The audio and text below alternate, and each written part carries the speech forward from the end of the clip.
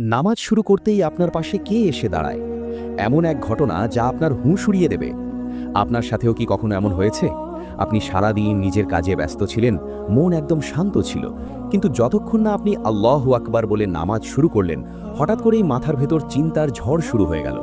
যে ভুলে যাওয়া কথা, যে জরুরি কাজ, যে পুরনো স্মৃতিগুলো সারাদিন যেগুলো মনে পড়েনি, ঠিক সেই সময়ই কেন মনে পড়তে শুরু করে? বিশ্বাস করুন, এটা শুধু আপনার মনোযোগের ঘাটতি নয়, এর পেছনে আছে এক ভয়ঙ্কর কারণ।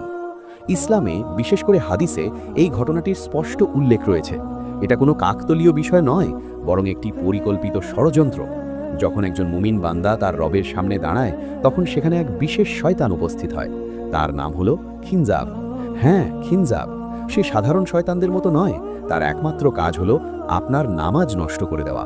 আপনি যতক্ষণ দুনিয়ার কাজে ব্যস্ত থাকেন, সে আপনার কাছে আসে না, কিন্তু যতই আপনি নামাজে দাঁড়ান, সে ছায়ার মতো